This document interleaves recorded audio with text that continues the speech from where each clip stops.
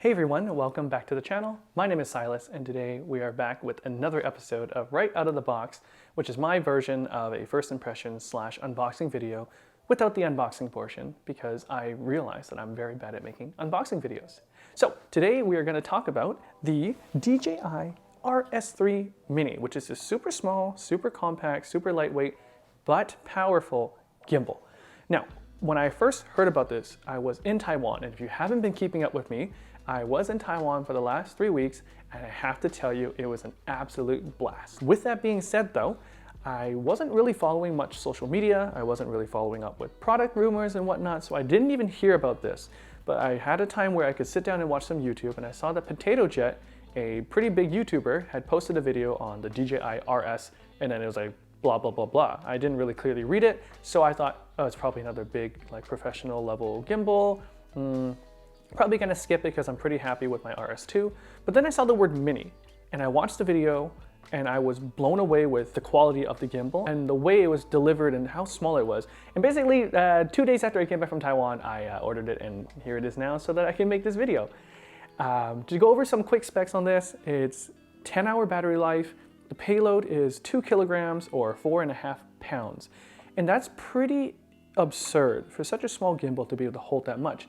To put into context, I believe on the website they say that it's a Sony A7 series body, which is a full frame camera with a 24-70 lens. That is not light. The 24-70 is not the lightest of zoom lenses. And what Potato Jet also did was he put the FX3, which is a cinema level camera line for Sony, and he put the Tamron 35-150, which is definitely not a very light lens. And he was able to get very smooth footage with it. It is the upper echelon of probably how much the gimbal can hold, and it probably is not something that you want to do every day. It's not practical, but it just goes to show how powerful this gimbal is to be able to put such a heavy lens on with the body and still be able to have very smooth and stable footage. Now, to do a quick size comparison, I actually have my RS2 right here. Again, it's not the RS3, which is their most recent line, but I am very happy with this gimbal. I've been using it. There's a lot of wear and tear on it, but you can already see the difference in size. Weight, for sure, this is heavier compared to the Mini. But when they say compactness of the gimbal, you can remove these little legs here, or the handles for both of them. But the one benefit of the RS2, and I'm assuming the RS3 has it as well, is that you can remove the battery grip, which is this thing that I'm holding here. And so you can actually make it pretty compact and be able to pack it into most backpacks or places, or even suitcases. But the biggest difference would be just the weight. Holding this for 8 hours versus holding this for 8 hours, I would easily be able to use this for multiple back-to-back days of shooting. Versus this, where I'd probably feel a little bit of tiredness after using it for a couple days. You can get stronger, you can build more endurance, it's true, but for people who just want to go about their everyday life and just kind of want to have a gimbal on hand, I feel like you'd forget this is in your backpack if you were to pack it with how light this is. Speaking of weight though, this is starting to weigh down a little bit on my arms. I'm going to put this down and not hold it for the rest of the video. I'm also going to put this one down so that I guess I can flail my arms around and look more silly. But this gimbal is probably pushed and geared towards content creators and influencers, YouTubers, TikTokers, Instagrammers, especially with the reels and how they shoot vertical video. With that in mind, this gimbal is very versatile, and that's one of the reasons why I wanted to get it too. So you notice here it's a standard gimbal position. You have your little plate here. It comes with an Arca Swiss. And I have it on my A7 IV, and then it's paired with the Sony 85 f1.8. I don't have a 24-70, so I can't really put the thing to test, but I will probably have a follow-up video with my first impressions and balancing and everything on the gimbal. But essentially, normally, like on a gimbal, you would have it, you'd plop it into the base plate here. If I can do it properly. Apparently I can't. There we go, perfect. You lock it. Woohoo, and then you do your fancy schmancy cinematic moves, pan, tilt, whatever. But what DJI has done with this one is, if you notice here, there's this little red tab. Now, if I unlock the tab, it actually doesn't unlock the Arca Swiss plate. It unlocks this base plate here, which I can move it, sorry, and it comes right off. So now you have your little base plate with the Arca Swiss on there. Usually what you're supposed to do is you're supposed to remove this other base plate here. And then what you can do is you can slide it down, but for the demonstration purposes, I'm just gonna quickly show you, but you would actually take that base foundation and you can stick it right up here on the side, and then it becomes a vertical shooting gimbal.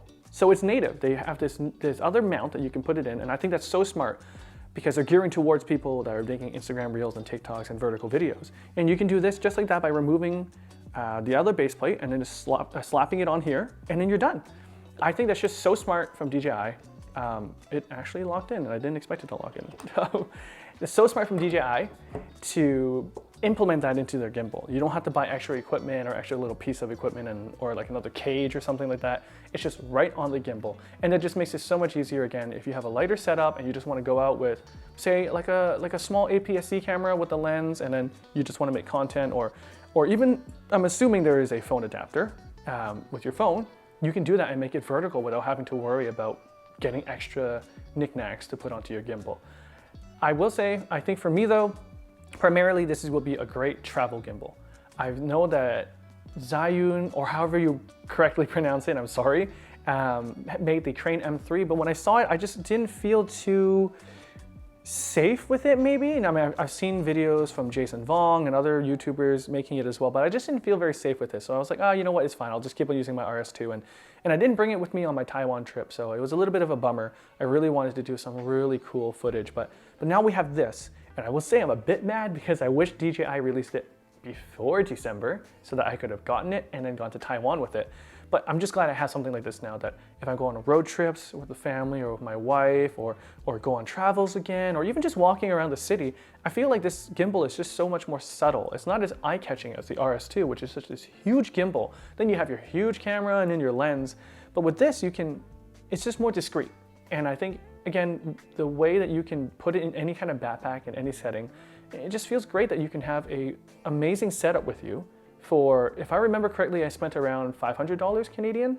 I'll have to put the USD somewhere as well.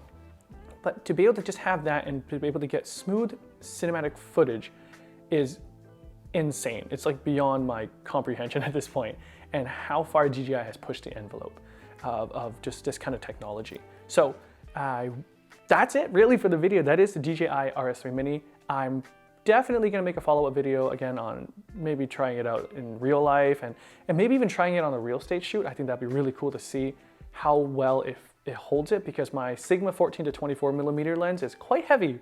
So we'll see if it works, and I'll be using my A7S III with that too. So we can kind of see if it works out or not. But thank you very much for watching this video. If you liked the video, please consider giving it a like.